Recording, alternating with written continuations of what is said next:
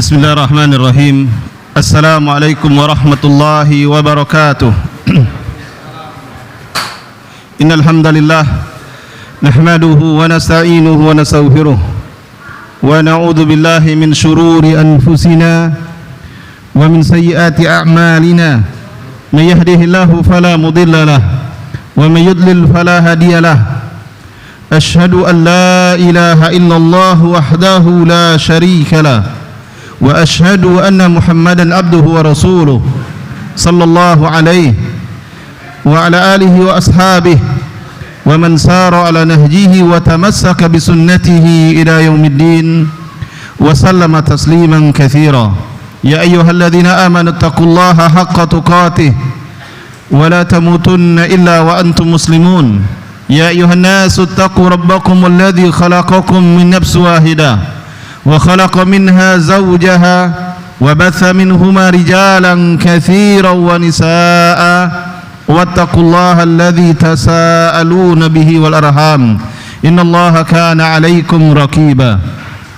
Ya ayyuhalladzina amanu taqullaha wa qulu qawlan sadida yuslih lakum a'malakum wa yaghfir lakum dhunubakum wa may yuti'illaha wa rasulahu faqad faza fawzan 'azima. Amma ba'du, fa inna asdaqal hadithi kitabullah wa khairal hadi hadi Muhammadin sallallahu alaihi wasallam wa syarral umuri muhdatsatuha wa kullu muhdatsatin bid'ah wa kullu bid'atin dhalalah wa kullu dhalalatin finnar.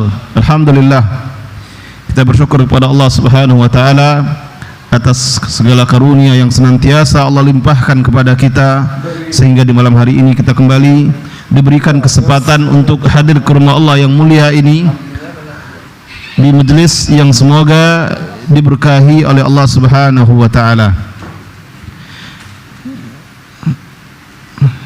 Majelis kita malam hari ini masih melanjutkan beberapa hadis yang dibawakan oleh Imam Ibnu Hajar di dalam kitabnya Kitab Bulughul Maram dan bagian Kitabul Jami', masih bersama bab tarhib min masawil akhlaq, bab menumbuhkan rasa takut dari akhlak-akhlak yang buruk.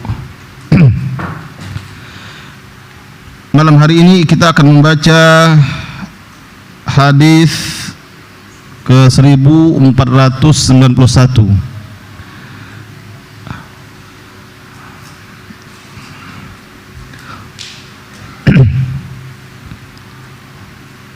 Qala al-muallif rahimahullah ta'ala wa an Abi Hurairah radhiyallahu anhu qala Rasulullah sallallahu alaihi wasallam idza qatala ahadukum falyajtanibil wajh, muttafaqun alaih.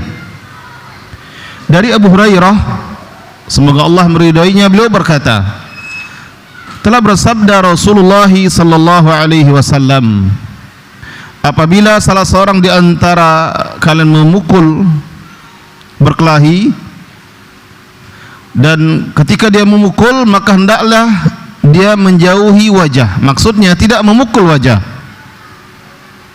Ini dalam kondisi berkelahi. Islam mengajarkan hindari memukul wajah, apalagi bukan dalam kondisi yang seperti itu. Misal dalam kondisi memberikan teguran, hukuman atau apa saja.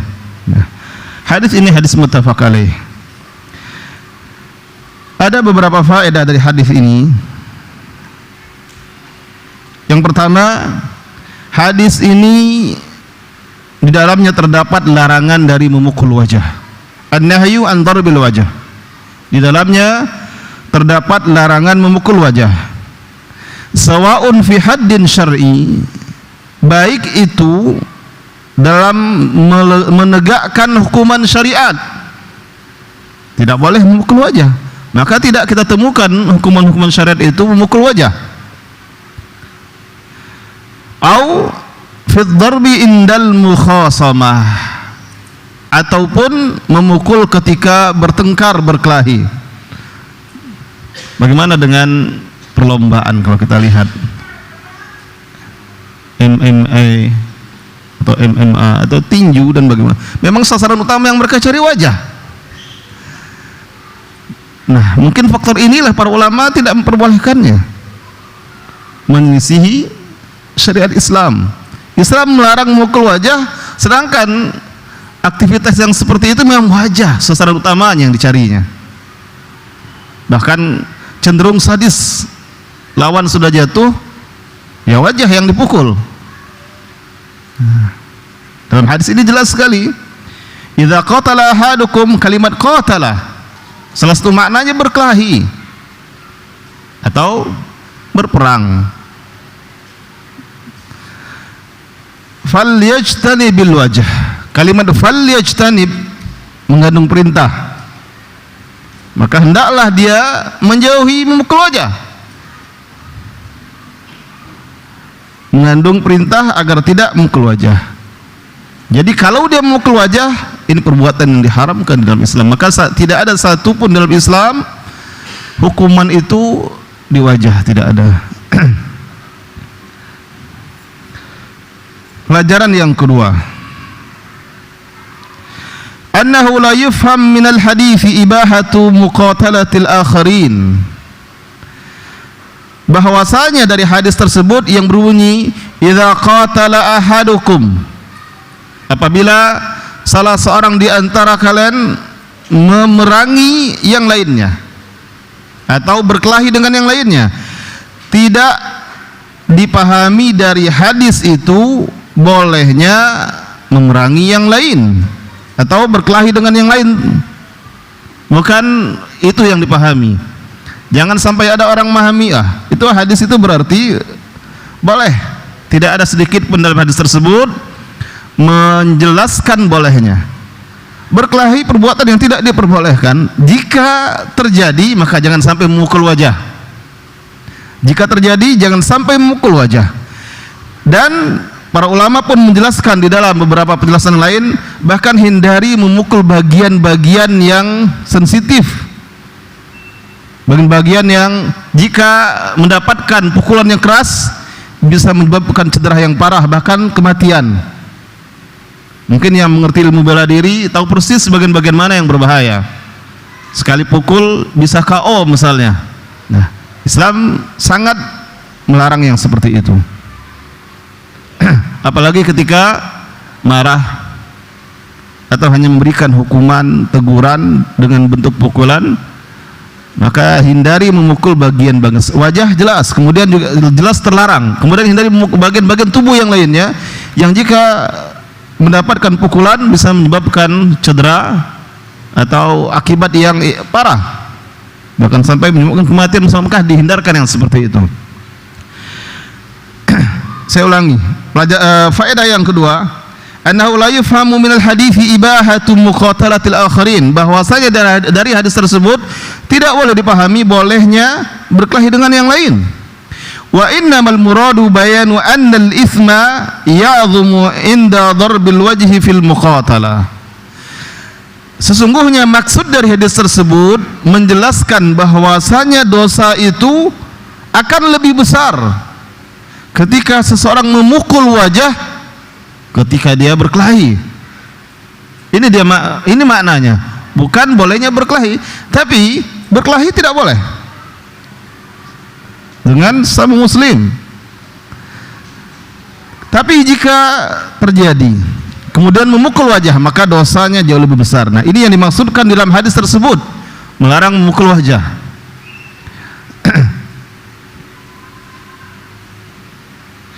Kemudian disebutkan oleh para ulama dan di dalam beberapa riwayat lain sebab kenapa dilarang memukul wajah.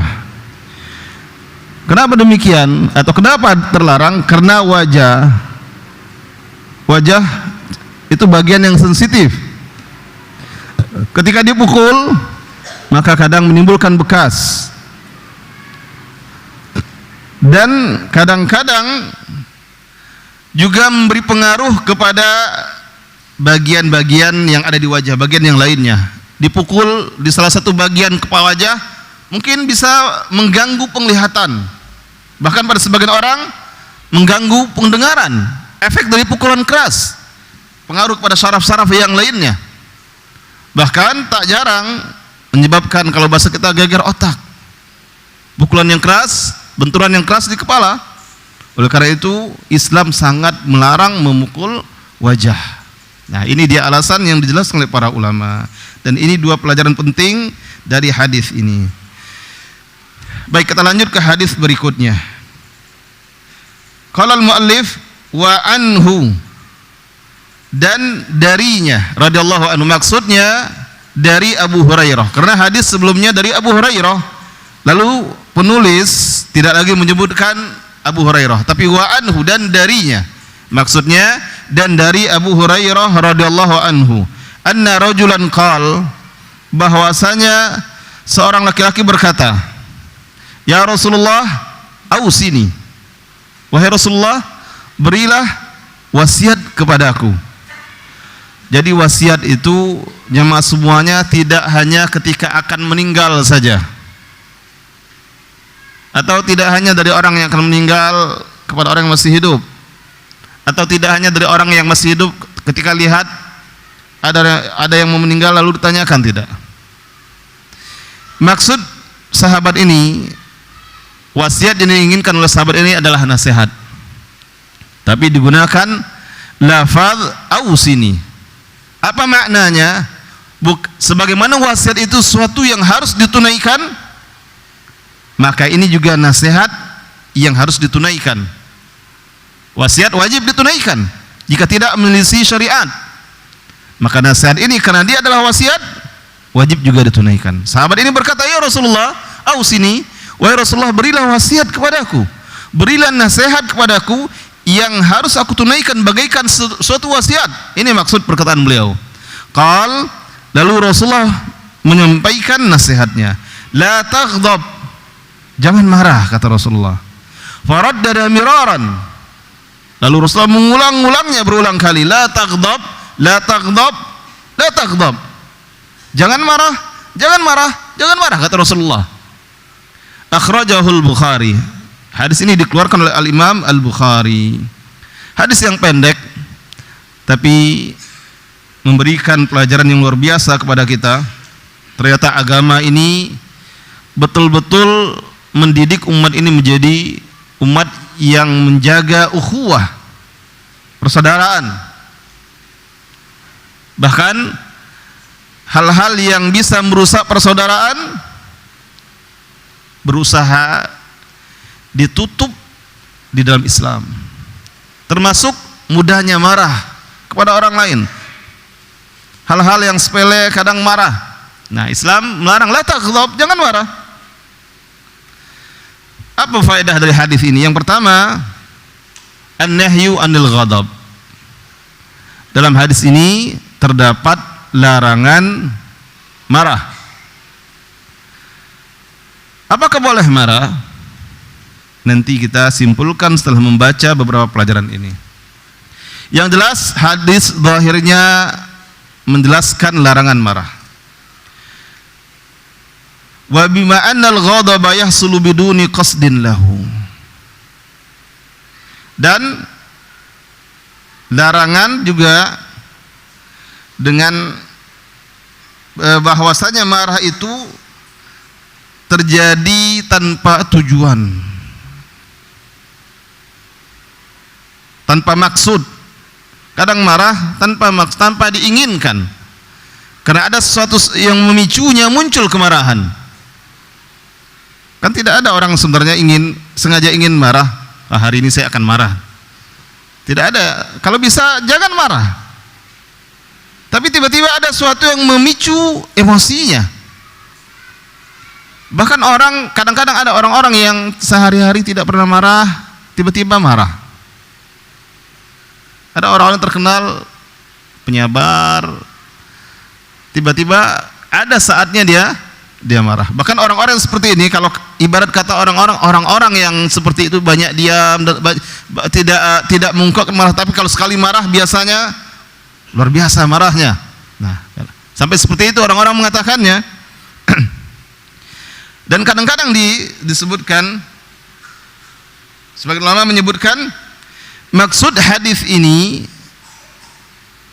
an-nahyu an qurbanil asbabih. Yang pertama tadi mengatakan dalam hadis itu terdapat larangan marah. Yang kedua, larangan mendekati sebab-sebab yang bisa memancing kemarahan. Ini juga makna atau kandungan dari hadis ini. Kemudian yang ketiga maknanya, sebagian ulama mengatakan al-murad yang dimaksud dengan hadis an-nahyu an infadhil ghadab wal amali bih.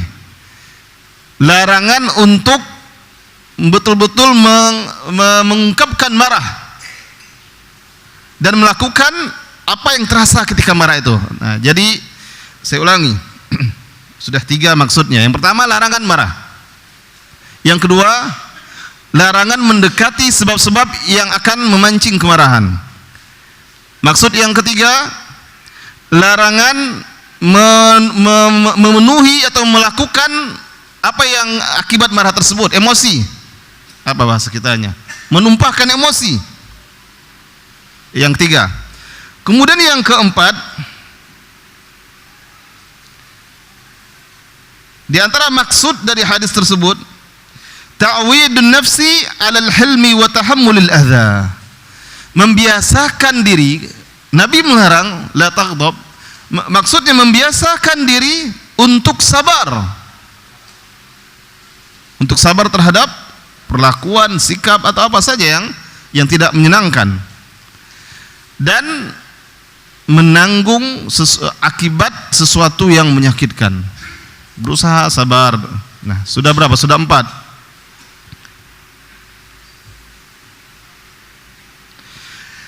Dan yang kelima, maksud yang kelima, fi'lul asbabi allati tuaddi ila takhfifil ghadab. Melakukan sebab-sebab yang akan meringankan marah, meredakan marah. Jadi itu 5 makna yang terkandung dalam hadis la taghdab. Yang pertama, jangan marah. Jadi marahnya sendiri juga terlarang. Kemudian yang kedua, jangan dekati hal-hal yang akan memunculkan emosi, memancing kemarahan. Yang ketiga, ketika emosi, marah, maka jangan perturutkan marahnya. Jangan perturutkan marah. Kadang-kadang lisan keluar kata-kata yang sangat kasar. Kemudian anggota tubuh yang lain melakukan hal-hal yang tidak pantas dilakukan karena marah, memukul, menendang dan sebagainya. Nah, ini yang ketiga larangannya. Yang keempat, membiasakan diri untuk sabar dan berusaha menanggung sesuatu yang menyakitkan tersebut. Dan yang kelima, melakukan sebab-sebab yang akan meredahkan marah. Apa saja sebab-sebab yang akan meredahkan marah? Yang pertama, mengucapkan ta'awudz, karena marah itu dari syaitan. Maka ketika marah berta'awudz, a'udzubillahi minasyaitonirrajim. Yang kedua, ketika orang yang marah dalam posisi berdiri, maka hendaknya dia duduk. Ketika dalam kondisi duduk, hendaknya dia berbaring. Ketika emosi marahnya juga tidak meredah, tinggalkan tempat tersebut, menjauh. Dan cari tempat yang lebih tentu tidak bertentangan dengan syariat. Nah, Ali radhiyallahu anhu pernah berselisih dengan istrinya. Dia tidak ada di rumah. Rasulullah dapati dia ada di masjid. Jadi perginya ke masjid. Jangan ribut dengan keluarga di rumah, perginya ke tempat hiburan misalnya. Ini tidak bagus. Dan juga perkara yang ketiga yang akan meredahkan amarah, berwudu. Berwudu, dan wudu itu akan meredahkan amarah. Nah, ini beberapa perkara yang akan meredahkan amarah. Baik, pelajaran yang kedua dari hadis la taghdab.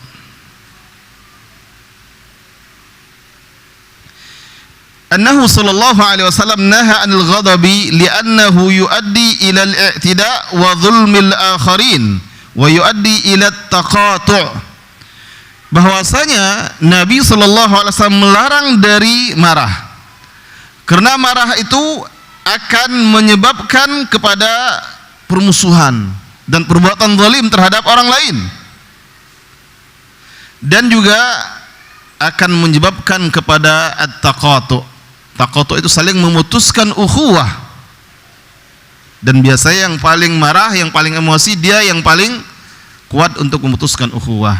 Kadang saudaranya sudah mulai reda marahnya, ingin berbaikan, dia yang paling emosi tadi masih belum mau berbicara, belum mau nyapa, masih berusaha menghindar dan sebagainya.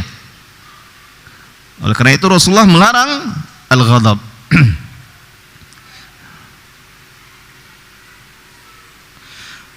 Pelajaran yang ketiga, sebagian ulama berdalil dengan hadis la taghdab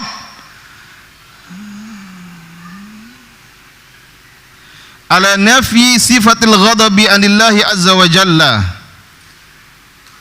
Sebagian ulama yang mentakwil atau ahli tafsir, mereka berdalil dengan hadis tersebut penafian sifat marah dari Allah Subhanahu wa taala. Walakin qad waradat nususun bi itsbatiha, akan tapi ada nas atau dalil yang menjelaskan dan menetapkan sifat marah bagi Allah Subhanahu wa taala. Sebagian ahli tafsir, ahli takwil menjelaskan hadis la taghdab, salah satu maknanya menafikan sifat marah. Dari mana? Jika marah itu tidak boleh bagi manusia, maka bagi Allah pun tidak pantas, lebih tidak pantas lagi. Itu yang mereka pahami, sebagian mereka memahami seperti itu, tidak semuanya. Akan tapi ada dalil yang menyebutkan dan menetapkan Allah itu memiliki sifat marah, sebagaimana disebutkan di dalam hadis riwayat Bukhari dan Muslim, hadis yang menjelaskan tentang syafaat, hadis yang sangat panjang. Dalam hadis tersebut disebutkan, inna rabbi qad ghadiba al-yawm ghadban lam yaghdab qablahu mithlah wa la yaghdaba ba'dahu mithlah. Sesungguhnya Rabbku, Tuhanku, sungguh hari ini marah, murka, dengan kemurkaan atau kemarahan yang dia tidak pernah marah sebelumnya, dan juga dia tidak akan pernah marah seperti ini setelahnya. Jadi hari itu saja, kata Rasulullah, Allah marah dengan marah yang belum pernah marah sebelumnya, dan tidak akan pernah marah seperti itu sesudahnya. Hadisnya hadis sahih. Nah, hadis ini menetapkan Allah memiliki sifat marah. Akan tetapi marahnya Allah Subhanahu wa taala tidak serupa dengan marahnya makhluk. Marahnya makhluk cenderung tidak sesuai dengan keadilan. Makhluk kalau sudah marah keluar dari sifat adil, bahkan cenderung zalim, walaupun kezalimannya mungkin hanya sedikit. Kadang marah ke kawannya, dah hal-hal yang sebelumnya tidak pernah dilakukan akhirnya dilakukan. Tapi kalau Allah Subhanahu wa taala marah, maka marahnya Allah itu sesuai dengan keadilannya. Itu hal yang wajib diyakini. Kemudian juga kata para ulama, wala yalzamu min nahyil abdi 'anil ghadabi adamu ittisafillahi ta'ala bih, dan tidak selalu larangan hamba dari marah itu Allah menunjukkan Allah tidak memiliki sifat tersebut. Ketika hamba dilarang marah, bukan berarti Allah juga tidak memiliki sifat marah. Sebagaimana sifat al-kibriya, Allah memiliki sifat sombong. Hamba tidak boleh sombong, manusia tidak boleh sombong. Bahkan sampai-sampai Rasulullah mengatakan tidak akan masuk surga orang yang di hatinya ada sebesar biji dzarrah kesombongan. Dia mukmin tapi ada kesombongan, al-kibr. Tidak akan masuk surga. Maksudnya tidak akan masuk surga, tidak akan bisa langsung masuk surga. Orang yang di hatinya ada kesombongan. Lalu sahabat bertanya, Rasulullah sallallahu alaihi wasallam, di antara kami suka kalau bajunya bagus, alas kakinya bagus. Apakah itu kesombongan? Kata Rasulullah, innallaha jamilun yuhibbul jamal. Allah itu maha indah dan menyukai keindahan. Berarti boleh memakai pakaian bagus, silahkan pakaian bagus. Sendal, sepatu bagus, silahkan. Jamnya bagus, pecinya bagus, dan yang lain silahkan. Allah itu maha indah dan menyukai keindahan. Lalu kata Rasulullah, sombong itu al-kibru batarul haqqi wa ghamtun nas. Kesombongan itu menolak kebenaran dan merendahkan orang lain. Nah, Allah melarang hambanya untuk sombong, tapi Allah memiliki sifat sombong. Berarti tidak semua yang terlarang bagi hambanya terlarang juga bagi Allah Subhanahu wa taala. Termasuk sifat marah tadi. Marah dilarang bagi manusia untuk marah. Tapi Allah, sebagaimana disebutkan di dalam beberapa hadis sahih, Allah memiliki sifat marah. Dan marahnya Allah tidak menafikan keadilannya. Dan marahnya Allah tidak membuat Allah berbuat zalim kepada hamba-hambanya. Nah, ini beberapa hal poin penting ketika kita membandingkan satu sifat yang sama pada makhluk dengan pada Allah. Maka sifat Allah tidak sama dengan sifat makhluknya. Itu perkara yang wajib kita yakini ketika kita memahami ini. Baik, kita lanjut ke hadis yang berikutnya. Hadis 1493.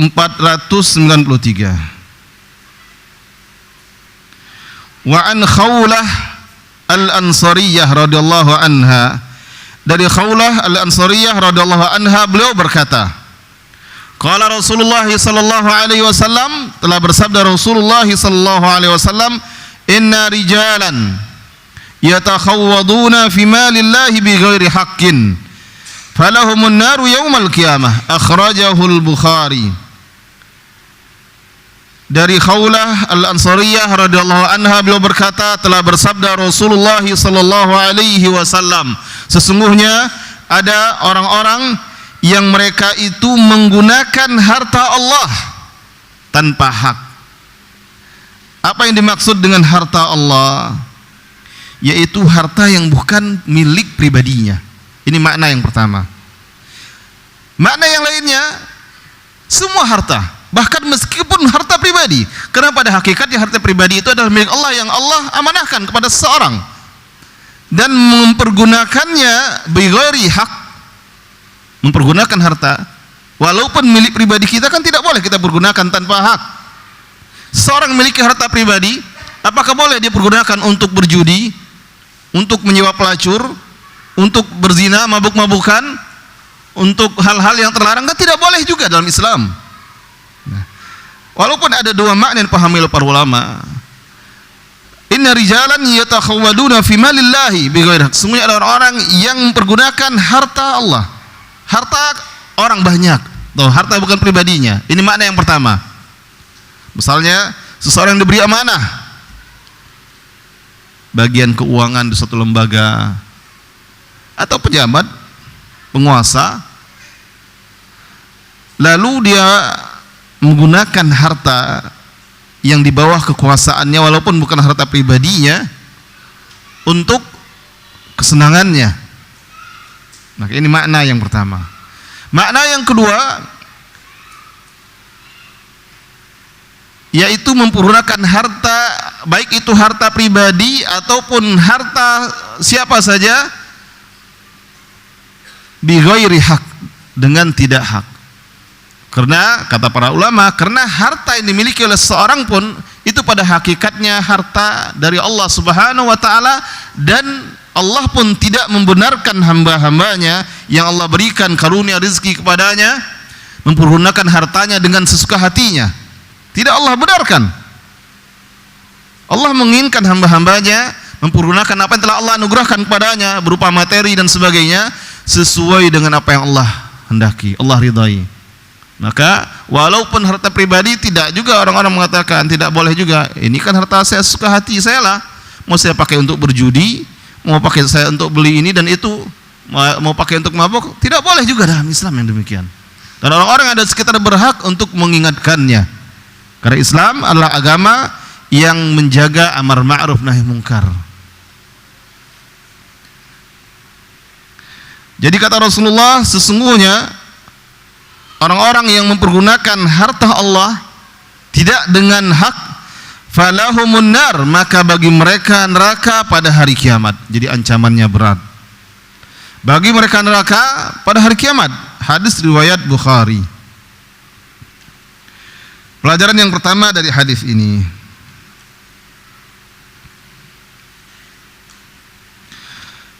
larangan mempergunakan tanpa hak harta umum. Harta umum ini harta milik masyarakat. Kalau di negara ya mungkin harta negara atau apa saja, anggaran-anggaran tertentu yang untuk pembangunan dan sebagainya tidak diperbolehkan. Kalau misalnya di masjid milik umat, kas masjid dan sebagainya, tidak boleh dipergunakan untuk pribadi. Maka saya pernah membaca beberapa fatwa dari beberapa masyayikh yang sudah wafat, termasuk salah satu Syekh Al-Utsaimin rahimahullah, ketika ditanya oleh seseorang, bolehkah meminjam tangga punya masjid, tangga masjid atau beberapa peralatan masjid yang ketika itu tidak dipakai, maka tidak boleh. Beliau sampai begitu untuk menjaga amanah. Kalau memang itu punya masjid ya silahkan untuk di masjid, tidak boleh dipakai untuk kepentingan. Kalau dipakai untuk masjid, memperbaiki masjid silahkan, tapi dipakai dipinjam ke rumah, dibawa, kata beliau tidak boleh. Nah, sampai beliau mengatakan demikian. Itu contoh bagaimana sesuatu yang milik umum maka tidak boleh digunakan untuk kepentingan pribadi. Dan bahwasanya mempergunakan harta masyarakat banyak, apalagi sewenang-wenang mempergunakannya, adalah salah satu dari dosa besar. Dari mana diambil kesimpulan hukumnya? Falahumun naru yaumal qiyamah, ada ancaman neraka. Berarti itu menunjukkan dosa besar.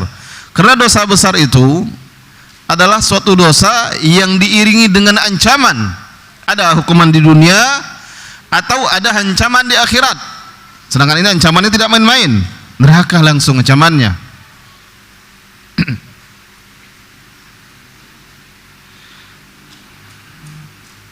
Di antara bentuk mempergunakan harta umum semena-mena adalah mempergunakan harta tersebut tidak sesuai dengan peruntukannya. Itu salah satu bentuknya. Sarful amwali fi ghairi masarifiha, mempergunakannya, membelanjakannya tidak sesuai dengan peruntukannya.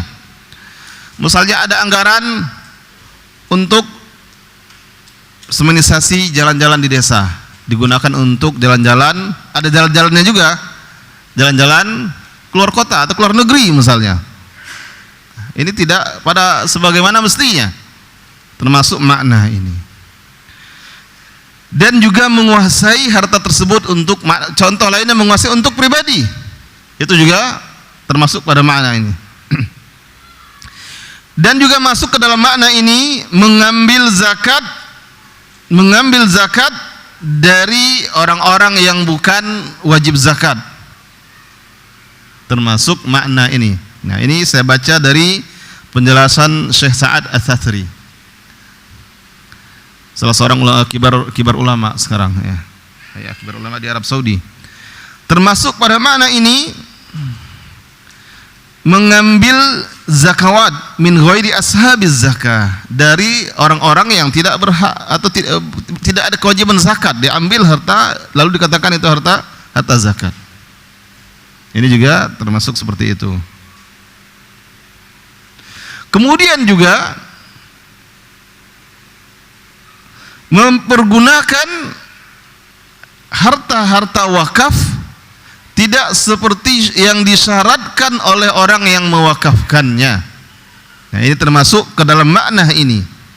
Termasuk ke dalam makna mempergunakan harta umum tidak dengan haknya. Contoh, seseorang mewakafkan tanah untuk bangun masjid, lalu digunakan untuk selain itu, misalnya dibangunlah ruko dan sebagainya, atau atau hal-hal yang lainnya yang sama sekali bukan sesuai dengan syarat apa yang diinginkan oleh yang mewakafkan. Wakafkan tanah sekian hektar untuk bangun sekolah. Ternyata sebagiannya dikapling-kapling dan digunakan untuk keuntungan yang lainnya. Nah, ini beberapa contoh penggunaan harta yang tidak sesuai dengan haknya. Pelajaran yang kedua, di dalam hadis ini terdapat perintah untuk membelanjakan harta atau menggunakan harta dan memberikannya kepada orang-orang yang berhak terhadap harta tersebut. Kalau dia harta zakat, maka berikanlah kepada orang-orang yang berhak menerimanya. Zakat mal ada 8 golongan yang berhak menerimanya, maka berikan kepada orang-orang tersebut. Tanpa ada misalnya, oh ini siapa dan sebagainya, berikan. Kalau selama itu berhak menerimanya, berikan kepadanya. Pelajaran yang ketiga atau yang terakhir, bahwasanya berkilah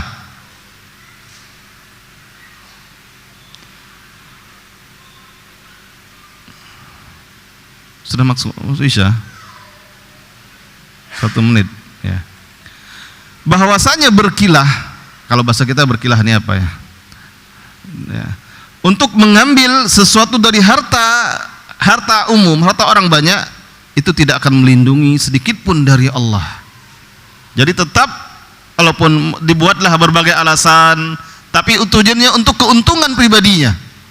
Dibuat berbagai program-program, tujuannya untuk keuntungan pribadi sebenarnya. Nah, yang seperti ini sedikit tidak akan menyebabkan dia bisa lari dari hukuman Allah Subhanahu wa taala. Apapun alasannya, kalau ujung-ujungnya untuk dia juga, maka tidak boleh. Misalnya dibuatlah dalam rangka untuk meningkatkan, mengembalikan semangat, lalu dibuat program piknik jalan-jalan ke Eropa dan sebagainya pakai uang umat. Tujuannya katanya untuk meningkatkan, kembali dari sana bersemangat lagi mengurus dan sebagainya. Nah, ini juga tidak dibenarkan sedikit pun seperti ini. Wallahu a'lam bishawab. Baik, waktu Isya sudah masuk, kita dengarkan azan kumandangkan. Setelah azan insyaallah kita baca satu hadis lagi.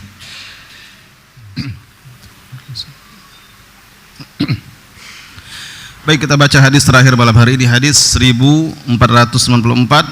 Qala al-muallif rahimahullah taala, wa an Abi Dzar radhiyallahu anhu anin Nabi sallallahu alaihi wasallam fima yarwihi an rabbih qala ya ibadi inni haramtu dzulma ala nafsi wa ja'altuhu muharraman wa ja'altu bainakum muharrama fala tadzalamu. Akhrajahu Muslim.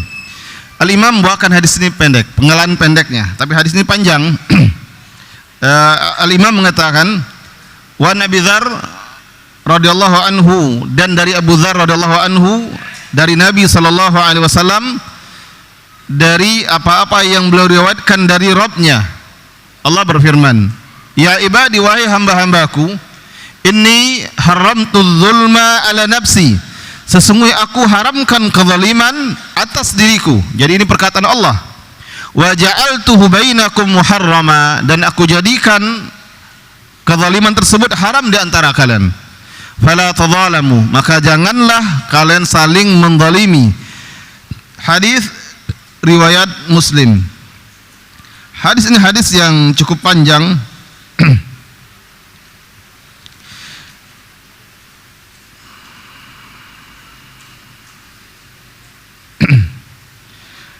Di antara pelajaran dari hadis ini, yang pertama, itsbatu adlillahi azza wa jalla. Ketika Allah mengharamkan zalim atas diri, sifat zalim, maka Allah menetapkan al-adl bagi dirinya. Maka hadis ini terdapat di situ penetapan sifat adil bagi Allah azza wa jalla. Kemudian juga pelajaran dalam hadis ini, itsbatu sifatil kalami lahu subhanahu, menetapkan sifat kalam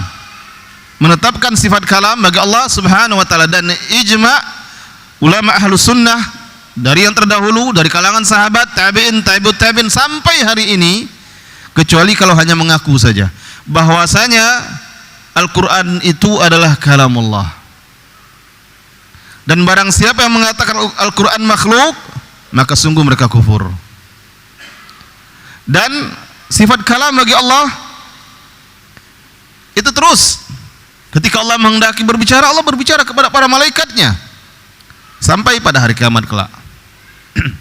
Tidak hanya di masa Nabi saja, karena Allah senantiasa berbicara dengan para malaikatnya. Pelajaran yang ketiga, nafyul zulmi anillahi ta'ala, menafikan sifat zalim dari Allah Ta'ala. Berarti Allah tidak memiliki sifat zalim. Dan pelajaran yang keempat, bahwasanya Allah Subhanahu wa Ta'ala mengharamkan atas dirinya atau mewajibkan sesuatu yang Allah lihat atau Allah pandang wajib baginya sesuai dengan kehendaknya. Ada sesuatu yang Allah haramkan atas dirinya dan ada sesuatu yang Allah wajibkan atas dirinya, tentu sesuai dengan hikmah dan kehendak Allah Subhanahu wa Ta'ala. Dan pelajaran yang kelima, annallaha yaqdir 'ala dzulm. Allah itu sanggup untuk berbuat zalim, bisa dia berbuat zalim. Lakinnahum tana'a min dzalika li'adlihi subhanahu wa li rahmatihi bi khalqihi. Akan tapi Allah menahan dirinya dari perbuatan zalim karena keadilannya dan rahmatnya terhadap makhluknya. Allah berfirman di dalam surat Ali Imran ayat 108, wa mallahu yuridu zulman lil alamin, dan Allah tidak menginginkan kezaliman untuk alam semesta ini. Ini Allah yang menetapkan bahwa Allah tidak ingin berbuat zalim, tidak ingin menzalimi semua yang ada di alam semesta ini, termasuk pada manusia dan makhluk-makhluk yang lainnya. Pelajaran yang keenam, nahyul khalqi anil zulmi ba'dihim li ba'd. Hadis tersebut di dalam terdapat larangan terhadap makhluk, larangan berbuat zalim yang satu dengan yang lainnya, dan menjelaskan bahwasanya haram, bahwasanya az-zulm adalah perkara yang Allah haramkan atas makhluk. Allah haramkan bagi dirinya dan Allah haramkan juga bagi makhluknya. Maka Allah katakan fala tadzalamu, janganlah kalian saling menzalimi. Nah, ini pelajaran terakhir dari hadis ini. Saya rasa sampai di sini materi hadis kita sudah 4 hadis kita baca malam hari ini. Waktu atau saya bacakan hadis yang panjangnya. Ya, saya bacakan hadis yang panjangnya.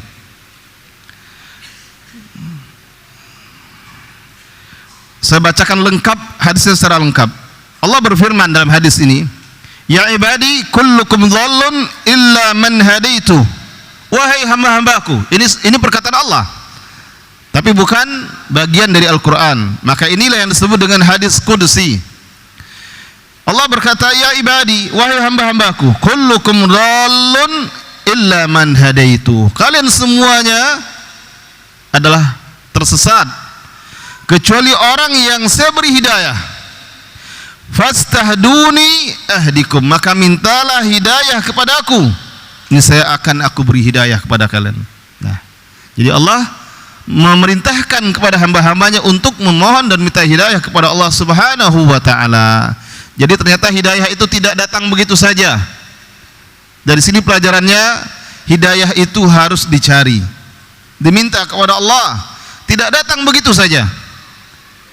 Bagaimana mungkin bisa mendapatkan hidayah hanya duduk saja atau malah berbaur atau berbuat hal-hal yang menjauhkan dari hidayah?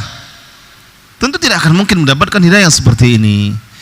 Hidayah itu harus dicari dan diminta kepada Allah Subhanahu wa Ta'ala. Lalu Allah melanjutkan perkataannya, ya ibadi kullukum ja'i', wahai hamba-hambaku, kalian semuanya lapar.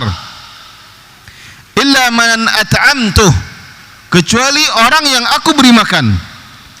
Fastad'imuni ut'imkum, maka mintalah makan kepadaku, maka saya akan aku beri makan kepada kalian. Minta rezeki kepada Allah, berusaha, bekerja dan mohon, minta kepada Allah agar dimudahkan rezekinya. Lalu Allah kembali melanjutkan berkataan, ya ibadi kullukum arin illa man kasautuh, wahai hamba-hambaku kalian semuanya tidak berpakaian. Maka tidak seorang pun dari manusia terlahir dalam keadaan memakai gamis, jubah, pakai pakaian, tidak seorang pun. Allah mengatakan, mengabarkan, dan faktanya pun demikian. Allah mengatakan, ya ibadi kullukum arin illa man kasautuh, wahai hamba-hambaku kalian semuanya arin, tidak berpakaian kecuali orang yang aku berikan pakaian kepadanya. Fastaksuni aksukum, maka mintalah kepada aku pakaian, niscaya aku akan berikan pakaian kepadanya. Di sini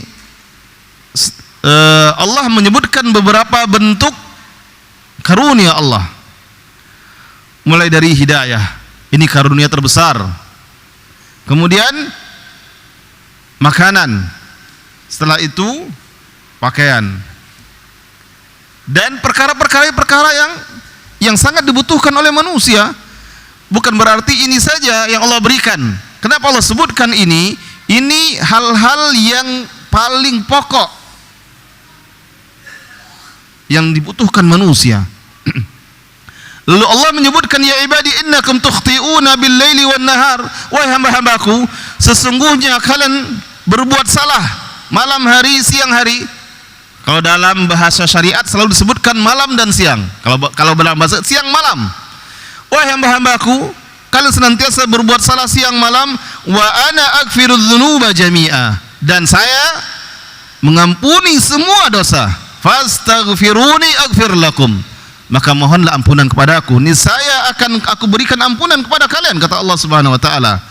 Ya ibadi innakum lan tablughu darri fatadurruni, wahai hamba-hambaku sesungguhnya kalian tidak bisa menyampaikan atau menimpakan keburukan kepadaku, maka walan tablughu naf'i, dan kalian tidak bisa memberikan manfaat kepadaku. Ya ibadi lau anna awwalakum wa akhirakum wa insakum wa jinnakum, wahai hamba-hambaku jika orang yang pertama kali dari kalian dan yang terakhir dari kalian, baik itu dari manusia dan dari bangsa jin, kanu ala atqa qalbi rajulin wahid, mereka berada pada bentuk atau pada hati satu laki-laki yang paling bertakwa, sama level ketakwaannya. Ini maksudnya semuanya, orang yang pertama sampai orang yang terakhir, dari golongan manusia, dari golongan jin, semuanya hatinya sama level kadar ketakwaannya. Yang paling bertakwa di antara kalian sama levelnya. Ma zada dzalika mulki syai'a, itu sedikit pun tidak akan menambah kekuasaanku. Tidak pengaruh, tidak akan memberi pengaruh kepada kekuasaan Allah. Mau bertakwa makhluknya, hamba-hambanya maupun tidak akan menambah. Tidak akan menambah kekuasaan Allah Subhanahu wa taala. Allah tetap berkuasa walaupun makhluknya tidak bertakwa. Dan Allah tetap berkuasa walaupun makhluk bertakwa, bahkan semuanya dalam level ketakwaan yang sama. Tetap saja kuasa Allah seperti itu. Lalu Allah kembali melanjutkan, ya ibadi law anna awwalakum wa akhirakum wa insakum wa jinnakum kanu ala afjadi qalbi rajulin wahid, wahai hamba-hambaku seandainya kalian orang yang pertama sampai yang terakhir, dari jin, dari manusia dan jin, mereka berada pada level hati yang paling buruk, sama semuanya, ma naqasa dzalika min mulki syai'a, itu sedikit pun tidak akan mengurangi kekuasaanku. Ya ibadi, lalu Allah kembali melanjutkan firman-Nya, law anna awwalakum wa akhirakum wa insakum wa jinnakum qamu fi sa'idin wahid, wahai hamba-hambaku jika orang yang pertama dari kalian dan yang terakhir dari kalian, dari golongan manusia dan dari golongan jin, mereka semuanya berdiri di satu tempat, fasa'aluni, lalu mereka semuanya meminta kepadaku, fa'ataitu kulla insanin mas'alatahu, maka aku berikan kepada semua orang permintaannya, mana qasadzalika mimma indi, itu sedikit pun tidak mengurangi apa yang aku miliki, illa kama yankusul mikhyatu idza udkhila al bahr, melainkan hanya seperti jarum yang dimasukkan ke lautan, dicelupkan lalu diangkat, terbawa air sedikit, seperti itulah. Jadi Allah ibaratkan apa yang Allah berikan kepada semua manusia, semua makhluk, itu tidak akan mengurangi sedikit pun kekayaan Allah, melainkan hanya bagaikan jarum yang dicelupkan ke air lautan, diangkat.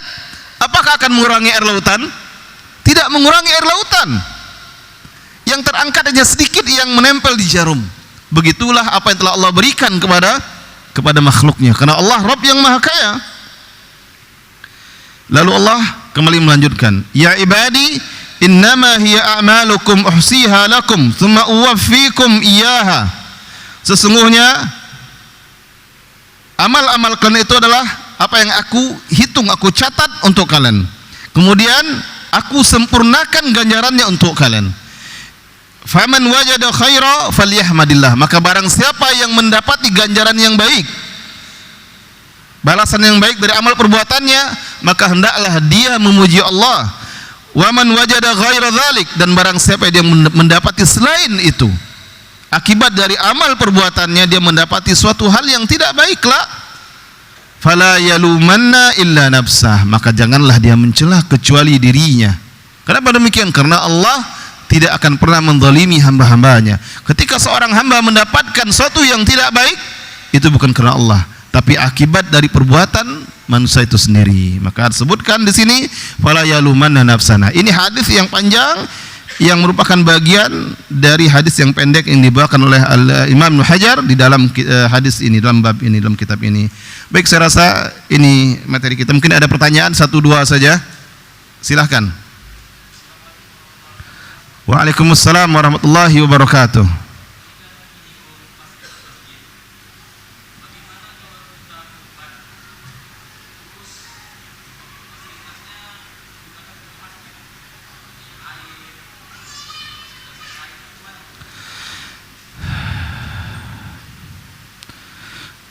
Panitia kurban, pengurus masjid. Ya, berarti bagian dari, dan itu bagian dari aktivitas masjid. Nah, kalau bagian dari aktivitas masjid, semoga tidak apa-apa. Ya, bagian dari kegiatan yang diselenggarakan oleh masjid, oleh pengurus masjid, semoga tidak apa-apa. Ya, wallahu a'lam bishawab. Ya. Baik, silahkan yang lainnya.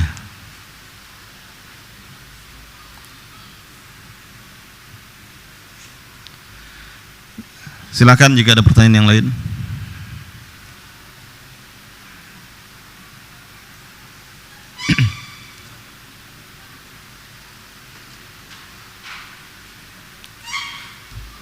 Mungkin ini berkaitan dengan yang tadi saya sampaikan. Kemudian Syekh Al-Utsaimin juga pernah ditanya, sebagian masyayikh juga pernah ditanya, misalnya ada fasilitas masjid yang tidak bisa dipakai lagi atau tidak dipakai, masjid sudah punya yang baru, boleh nggak diberikannya ke orang lain misalnya? Nah, itu sebagian ada yang nanya. Syekh mengatakan tidak boleh.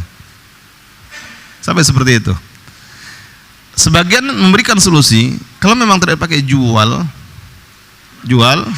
tentu dengan harga yang pantas, dan dipakai untuk beli yang baru dan tambah dengan, atau dimasukkan ke kas masjid. Sudah beli nih yang baru, masukkan kembali hasil penjualannya ke kas masjid. Nah, itu yang, tapi tidak diberikan untuk penggunaan pribadi. Ini yang sering diingatkan oleh beberapa masyayikh dalam beberapa fatwa yang pernah saya baca. Apapun fasilitas masjid tidak digunakan untuk kepentingan pribadi. Itu yang beliau ingatkan. Wallahu a'lam bishawab. Ada pertanyaan? Ya. Ya.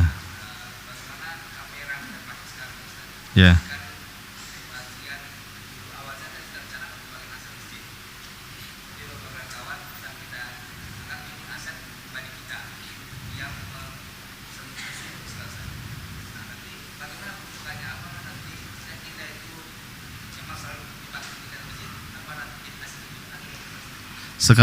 Sekarang ini milik pribadi.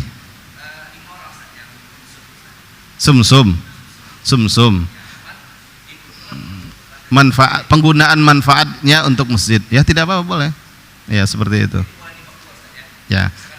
Kan yang diniatkan untuk masjid, pemanfaatan, penggunaan manfaat, misalnya dibutuhkan untuk dokumentasi dan sebagainya, boleh seperti itu. Dan yang tetap dia menjadi misalnya milik orang yang ini, Tapi ketika masjid butuh, dipakailah itu, karena ini misalnya Promax 15, Promax iPhone 15 Promax misalnya. Jadi hasil dokumentasi lebih bersih dan sebagainya. Nah, tidak apa-apa seperti itu, insyaallah ya. Tapi kalau yang memang murni punya masjid lalu dipakai pribadi, nah itu yang tidak diperbolehkan ya. Tapi kalau memang beberapa orang beli, nanti kalau masjid butuh kita pakai ini saja gitu. Setiap kali masjid butuh dokumentasi pakai ini. Nah, itu tidak apa-apa ya. Wallahu a'lam bishawab. Baik. Yang ini dulu. Ada 5 pertanyaan. 1, kirain 5.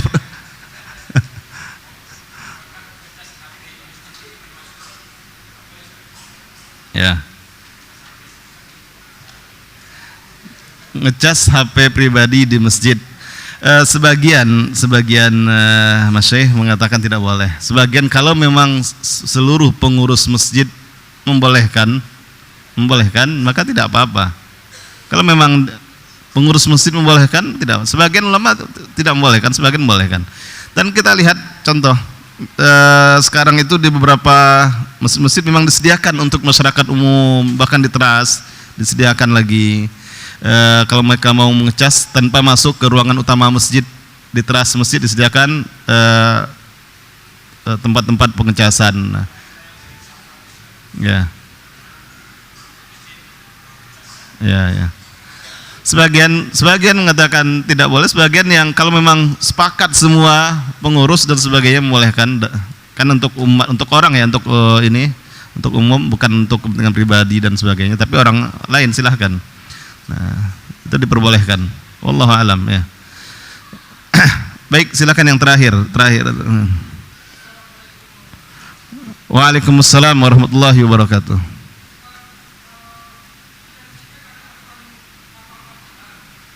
Ya.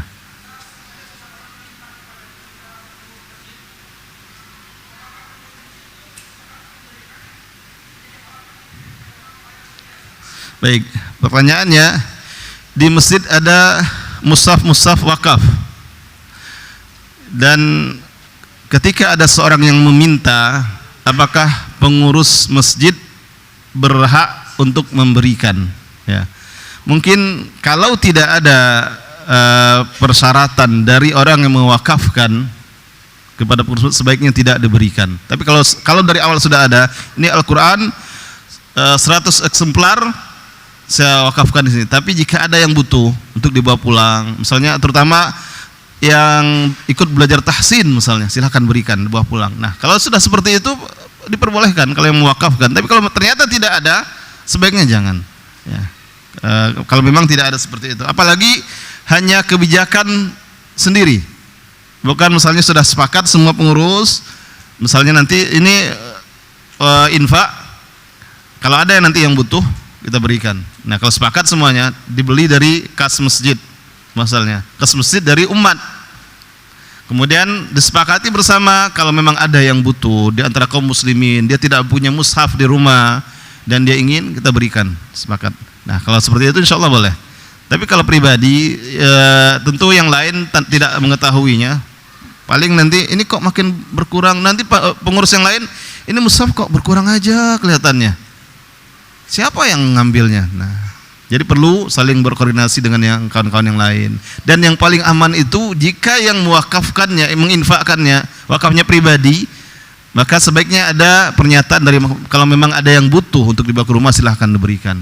Seperti misalnya beberapa bulan yang lalu, Ana dan beberapa kawan-kawan di desa Buluh Nipis, di situ Ana ada kajian, kemudian juga ada kegiatan rumah tahfidz, ada tahsin untuk jamaah di sana. Kemarin itu mengumpulkan donasi mushaf, dapat dari beberapa orang ikhwan di sana. Lalu memang ada yang menyebutkan kalau memang ada yang butuh, terutama misalnya yang ikut belajar tahsin dan dia rajin, berikan, silakan bawa dia pulang, dibawanya pulang, tidak apa-apa. Nah, berarti kan aman, seperti itu, aman. Wallahu a'lam bishawab ya. Baik, saya rasa cukup sampai di sini kajian kita malam hari ini. Semoga bermanfaat untuk kita semuanya. Wabillahi taufiq wal hidayah. Wassallallahu wasallam ala nabiyina Muhammad. Wassalamualaikum warahmatullahi wabarakatuh.